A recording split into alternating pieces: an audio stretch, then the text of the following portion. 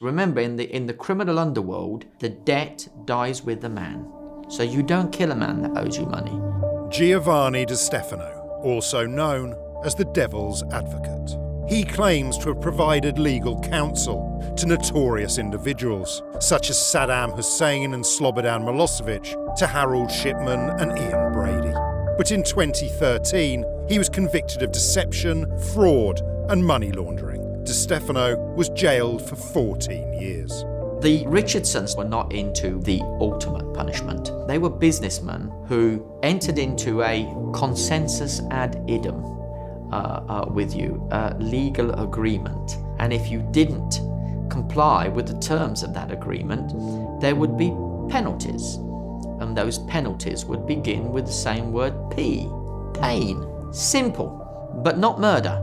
This is Matt from Underworld Uncut, and this week we're with Giovanni Di Stefano to find out about his friendship with one of Britain's most famous gangland bosses, Charlie Richardson. They were businessmen who were looking for money to make money. They didn't really go in like the Krays, the Nash, and all the other people were there. You don't see photos of them with George Raft or with any of the famous film stars. They were not very publicly PR minded because their business was money, making money, opportunism, and South Africa. That was, and cars, that was their business. Their business was not about going to rob people or breaking into houses or threatening people to give their wallets in the toilet of a pub. That wasn't their business. They were businessmen, hard men who loaned money. They were scam artists. They were people who entered what they called LFs. The long firm. That was their business, not about bashing people.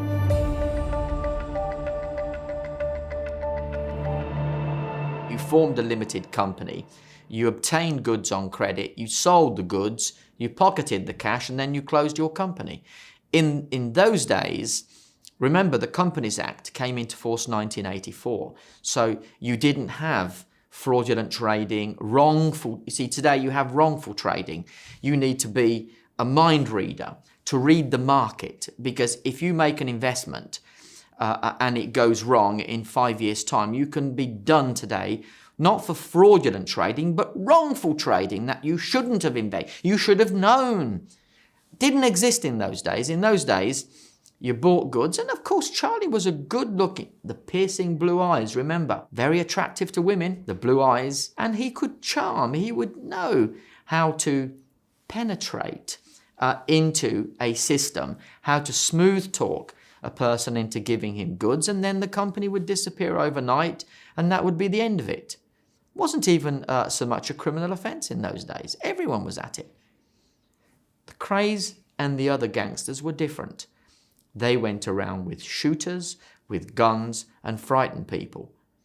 Never happened. When Charlie Wilson went with guns to there was a famous episode where Charlie had messed about with some bird in a club who happened to be Charlie Wilson's wife. He couldn't understand why you would bring guns. You sorted it out. Said, look, they weren't into that. They were businessmen.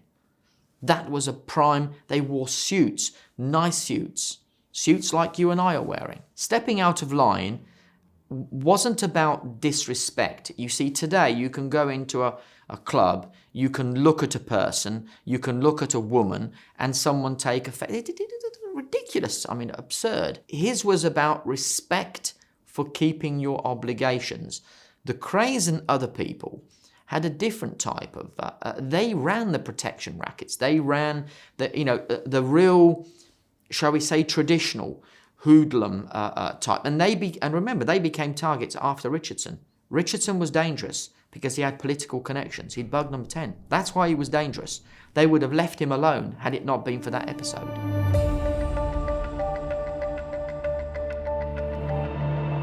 Mr. Richardson and I met in 1984 when he came out of prison and he needed a visa to go to America. Of course, as you know, having just exited from Her Majesty's inglorious prison, after 17 long years, it wasn't really conducive for the Americans to accept a person who'd just come out of prison into their territory. But one way or another, I managed to persuade the American embassy to grant him a B1 visa, and off Mr. Richardson went to the United States of America, and the rest, of course, is a long friendship. I can say that there were no false declarations made on his visa application for the United States. There was complete full disclosure of who he was, where he'd been the past 17 years, and, you know, the Americans couldn't happen today, of course, but in 1984, the American embassy trusted people who gave a reference, who presented, even people with an unusual antecedent.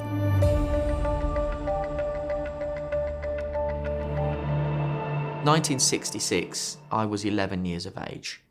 So, torture gang boss. This was something that was very heavily in my mind. To me, it may sound odd, but he was a person that I never dreamed that I would end up seeing, let alone being friends with. Better to be friends, though, you know, according to what I'd read. And here I was, 11-year-old boy. It was all over the newspapers. You couldn't not know the Richardson gang. The media had in many, many ways sort of shaped what the image of Charles Eddie Richardson and the Richardson gang. If one looked much more in depth, it would be a different picture. But all you knew was that he was a great dentist, that you didn't pay. He's an opportunist. I'm not really sure he was a crook. He saw an opportunity. How many villains do you know that actually have a business in Africa?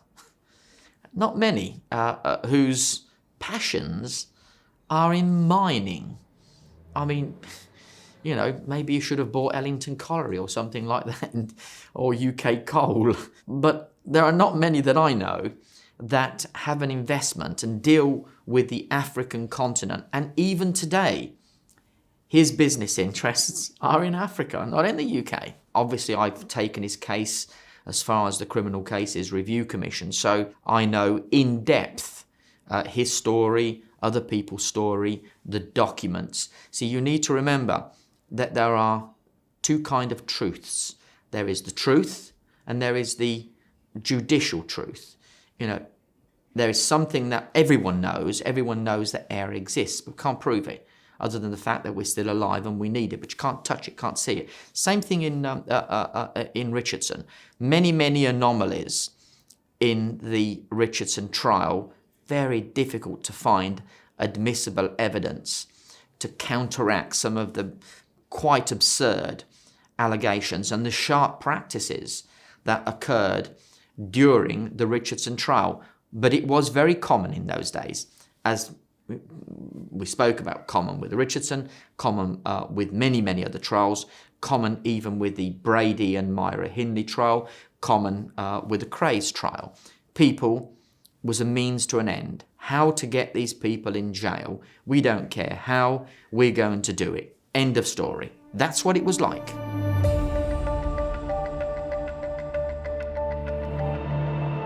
No, not at all.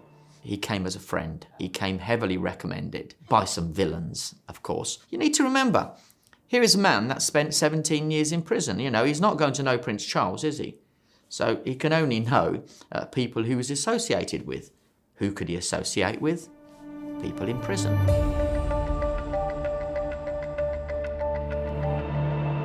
Of course, making money. Mines. Mines are not about Ellington Colliery or Northumberland or Durham or Arthur Scargill. It's about being in a country that was developing. He was a visionary. He opened up the businesses, the true businesses in South Africa. Are there any criminal offences that he's alleged to have committed in South Africa? No. That tells it all. Anyone got beaten there? No. Anyone tortured there? Anyone reminded there? No.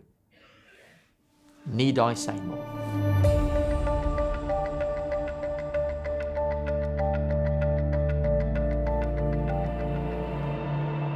According to the documentation that I have seen obtained from the Central Criminal Court, but perhaps which one box I opened by mistake, which shouldn't have been opened till 2050. The allegation that Mr. Richardson and some cleaners that he employed, had a company of cleaners, did actually manage to plant a bug in number 10 Downing Street. Of course, today it's perfectly normal, perfectly common to bug prime ministers. You know, GCHQ do it all the time. They have their own intercepts without the prime minister even knowing. That we've seen. Milosevic was bugged, Gaddafi was bugged, Saddam Hussein, but more sophisticated today. But in those days, you physically had to go put a chewing gum under the table with a little microphone and put it there. And the only people who could do that were cleaners. And the evidence, of course, is that Mr. Richardson was able to do that. Now, he'll be the only person who will know why he did that. And more important, what was gleaned, what was obtained, was it probative? Did, for example, any of the evidence obtained by the bug at number 10 Downing Street, did it cause the resignation of Harold Wilson? That's a story for another day. Whenever you do tasks for the security services, you think that you are in favour, you think that you're the next best thing to sliced bread or Hovis, but you also become a danger, because if you have planted a bug in number 10 Downing Street, it means you know about it. And therefore, if you know about it, you might know the results of the conversations. You then become no longer a person that's been useful. You were useful at the time, but you're now expendable. And thus the 25-year sentence had to be silenced.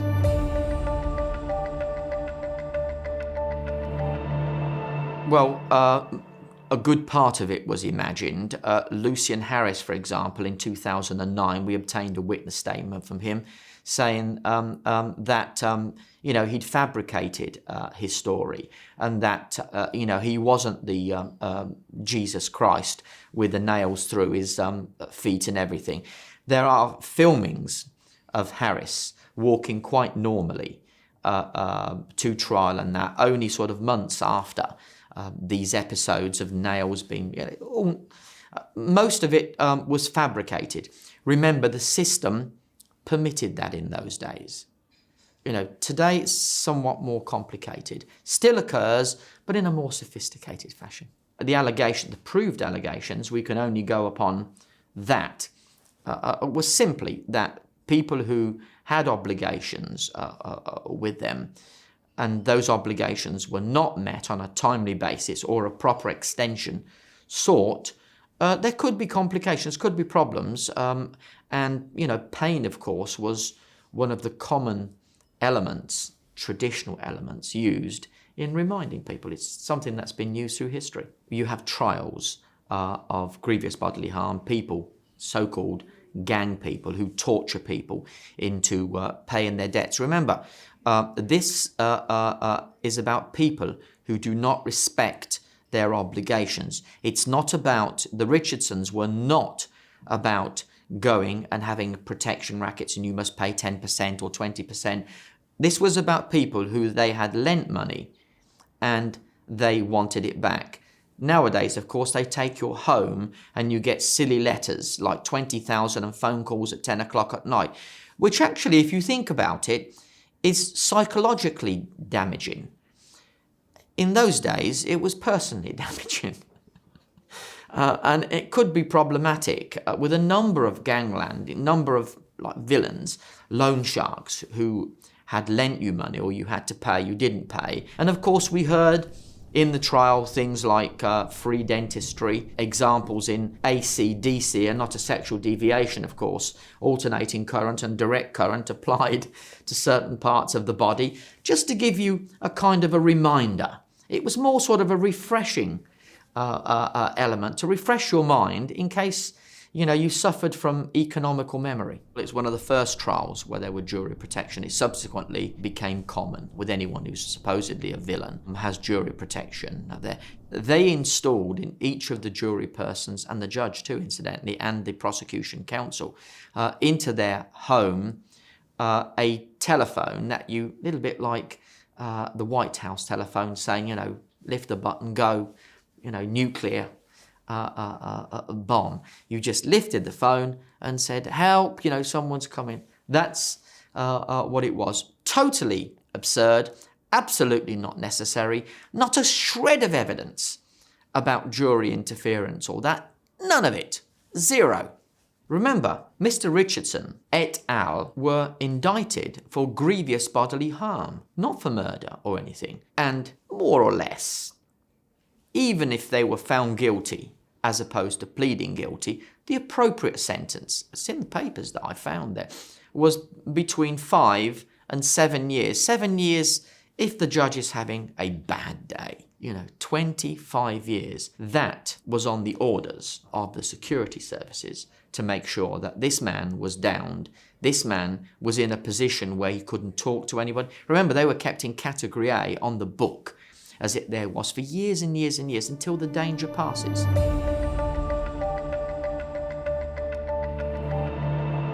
We'd had nothing of this kind of thing since Ian Brady and Myra Hindley, and that was a different category. But here you have a situation where they were arrested, remember, on the Cup final day, World Cup final day. So that in itself was quite significant, that the police should mount an operation during historic time there. And there was an awful lot of media hype. You had to balance the football with something. And you got crime, and you got a so-called torture boss. Now, when I opened the files, the appeal files, I disgracefully found written, when the appeal judges opened their files, it had written on there, torture case. I was appalled by that. I went crazy with the CCRC, but it's a point on appeal. A prejudicial point. It was known as the torture trial, but torture doesn't exist. It was GBH. But the system is the system and is the system. And there's nothing you can do about it.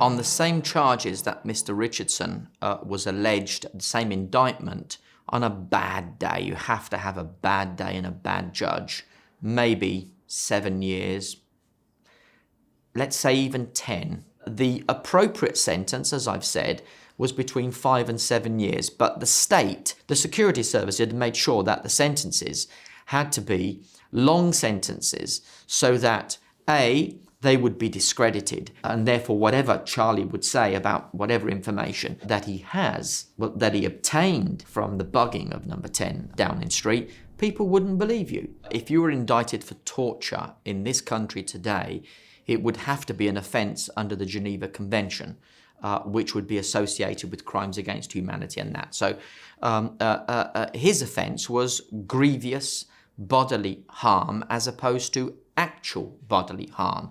Actual bodily harm was an offence that was triable either way. Grievous bodily harm, of course, carries a lengthy prison sentence, but the actual difference between ABH and GBH is an interesting legal analysis. You have to penetrate the skin. That's the only difference.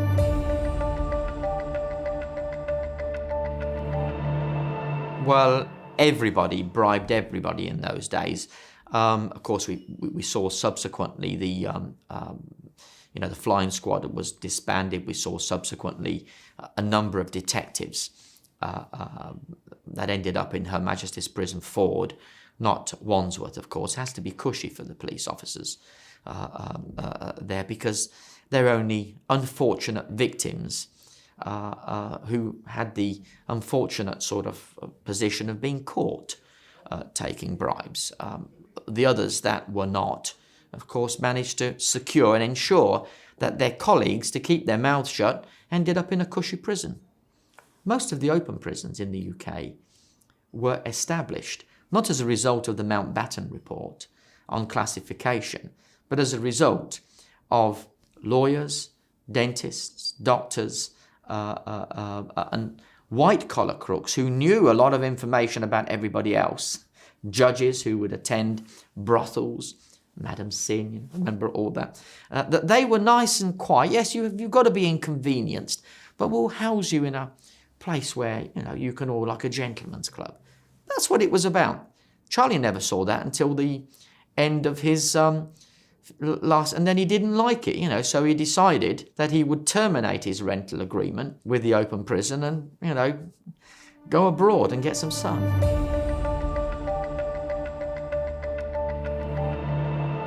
Well, it's a question that I'd always wanted to ask Charlie. So a couple of years ago, he came to Rome to see me, spent a couple of days. Then we were having a cup of coffee in the hotel near where I live. And I said, look, Charlie, I said, can you tell me what was going on between, what the Krays? He said, they're just boys. That sums everything up. They were boys. The Richardsons were men. That's the basic difference. Boys, men. Richardsons were not into the ultimate punishment. They were not into that.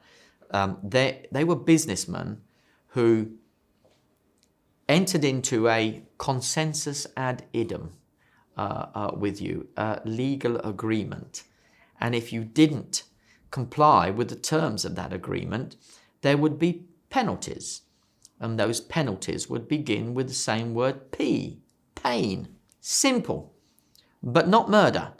You see, if you kill a man, you can't get the money out of him, can you? He's dead. The debt, remember, in the criminal underworld, the debt dies with the man. So you don't kill a man that owes you money. You just remind him that it's a good idea that he should fulfill his obligations.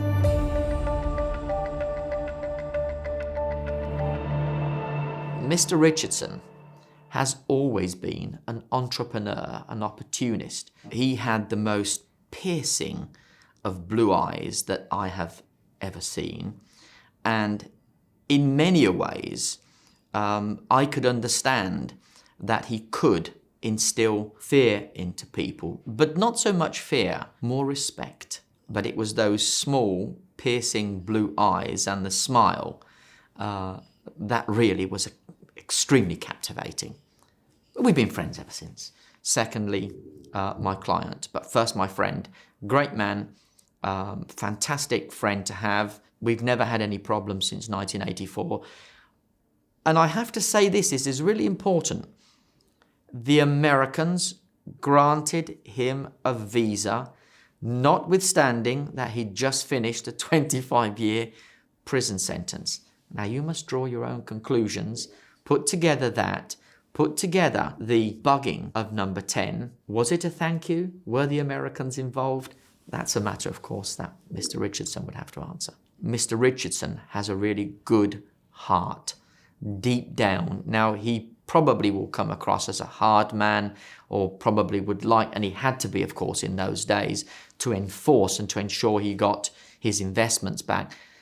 But he's a really nice man, deep down, and he is a trusting person. Charlie Richardson died on the 19th of September 2012. He was 78 years old.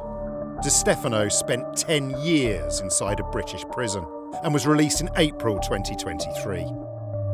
Thanks for watching this video about the extraordinary relationship between Giovanni Di Stefano and Charlie Richardson. This is Matt from Underworld Uncut. Please remember to like, hype and subscribe. It really helps the channel.